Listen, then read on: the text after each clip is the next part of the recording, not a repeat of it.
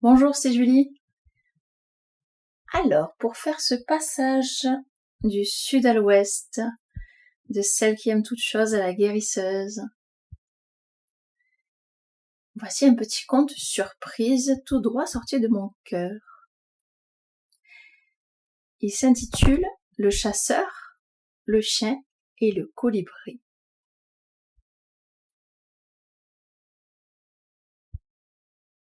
Le chasseur, le chien et le colibri. Dans les plaines calmes et les vides obscures, un chasseur se prélassait. Adossé à un arbre, le fusil couché, il avait décidé de déposer les armes et de se reposer. Le repos du chasseur, le dépôt du costume, comme un avis posthume. Rien à chasser. Les éperviers s'en sont allés dans d'autres contrées. Les tourterelles en vase clos, il ne reste même pas un oiseau à voir s'envoler. Le chasseur n'est plus à l'affût. Il n'y a plus rien à affûter, ni à prendre ou à garder. Alors, il regarde de l'espace vide la contemplation du plein, et il se vide de l'intérieur. Mais quelle endurance à ne plus être en quête de chasse.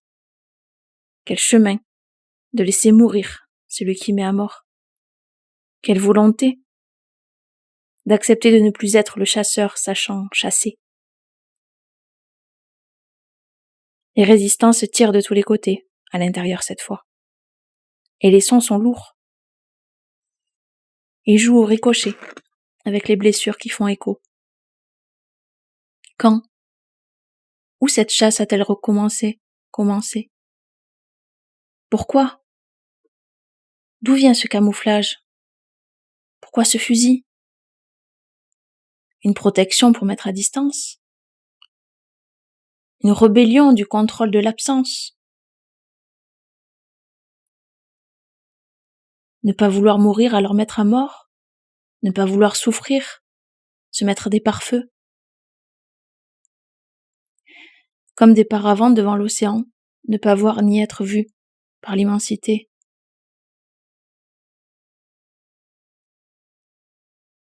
Ne pas vivre la profondeur pour ne pas y être englouti.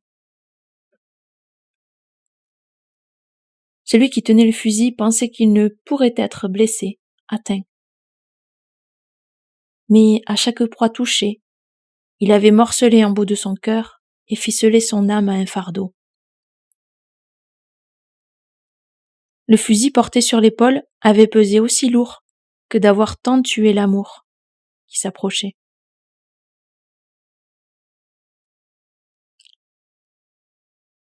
Accumuler les deuils avait en quelque sorte comblé un vide. Jusqu'au jour où un colibri majestueux avait volé face aux yeux du chasseur, et comme une danse, il avait été pris dans ses filets d'amour.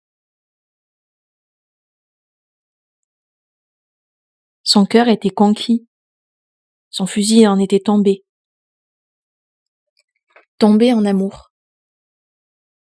Il n'avait plus envie de le chasser, de le tuer, de le manger, de le posséder ou de le rejeter. L'arbre sur lequel il était adossé était un pin ponderosa, un allié sur lequel s'appuyer et lâcher ses vieux schémas pour que la spirale de la vie puisse reprendre sa structure source et se remettre dans le mouvement créateur. Le vide, oui mais vie de quoi? Il n'y a rien par ici, se disait le chasseur. Seul le silence en dedans. Moi qui ai toujours tiré dans tous les sens, je ne sais que viser. Et avec quoi? Reste là, lui souffla l'arbre. Reste.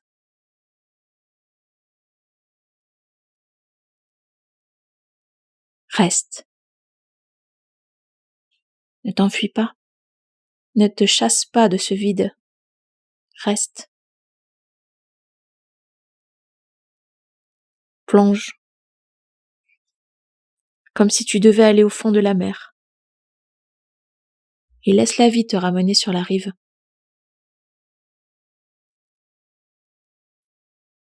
Cette fois, c'est le cœur du chasseur qui se sentit visé. Il se mit à tambouriner, comme un désir de fuite, une peur profonde d'être brisé. Les coups de feu qui avaient été tirés à l'extérieur retentissaient à l'intérieur. Le mouvement dans l'immobilité. Le son dans le silence.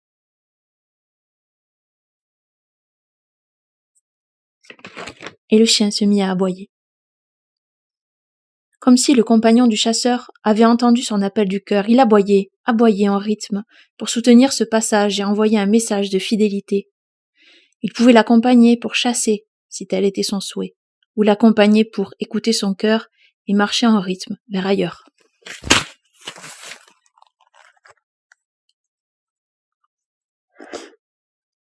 Il lui dit : « Ton cœur a peur de l'amour. Persévère, persévère, car en réalité, il n'y a pas de frontière entre la bête et l'homme. Tu vas faire ton passage. » Le chien était un loyal. Un loyal voulait dire celui qui suit la loi du cœur. Le chasseur aperçut alors le colibri. Il était revenu danser devant lui, avec un chancellement cette fois, car il avait été blessé. Une aile blessée lui faisait perdre son centre, son axe, son équilibre, un peu comme un hélicoptère sur lequel on a tiré. Il s'affolait en s'agitant, dans tous les sens, et s'épuisait, un peu comme le cœur du chasseur. Alors, dans les yeux du colibri, il aperçut à la fois sa propre blessure et tout l'amour qu'il y avait en lui.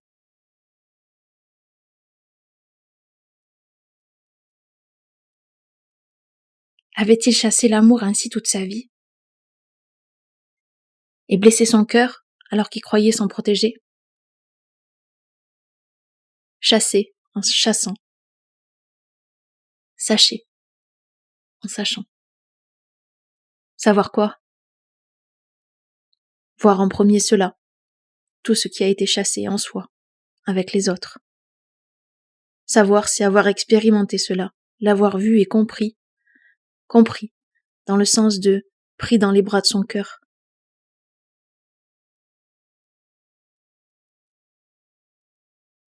Le chasseur avait compris que tout ce qu'il avait chassé à l'extérieur était tout ce qu'il avait chassé à l'intérieur. Le vide lui avait permis de voir.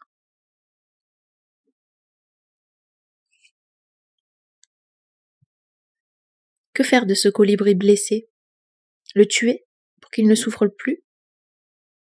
Le soigner et le mettre en cage pour qu'il ne risque plus d'être blessé ? Le chien attendait la décision, il pouvait aider à mettre à mort ou ramener vivant. Le colibri épuisé, semblait-il comme le chasseur, était tombé au sol. Le chasseur pensa. Oui, tombé amoureux et souffrant. Le chien s'était allongé, lui aussi silencieux, comme si son maître avait enfin contacté le cœur de sa cible.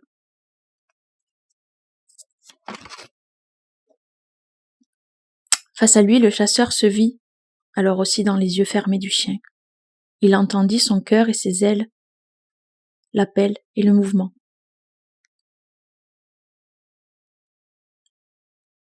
Choisir d'accepter l'amour avait été un chemin de combattant, où il avait dû apprendre à lâcher les armes et regarder avec les yeux de l'amour autant son cœur blessé que ses actes blessants. Les larmes coulèrent à flots et un cri du cœur retentit comme une déflagration. Le vent se mit à souffler, comme pour redonner vie, et des ailes du colibri se mirent à bouger.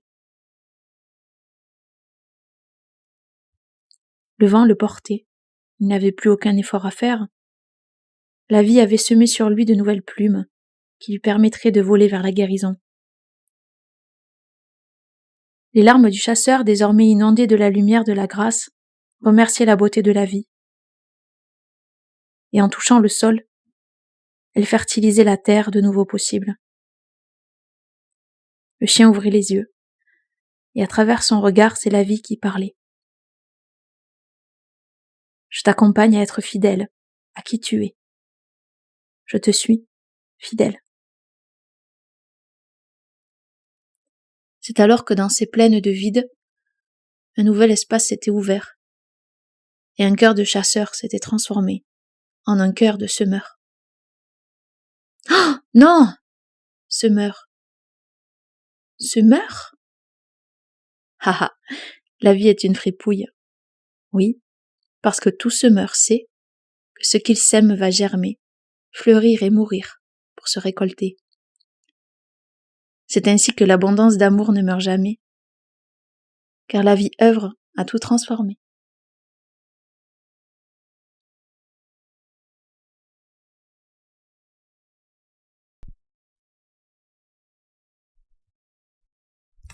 Alors j'espère que ce petit conte vous a plu, et je vous retrouve avec l'énergie de la guérisseuse pour la lecture du conte.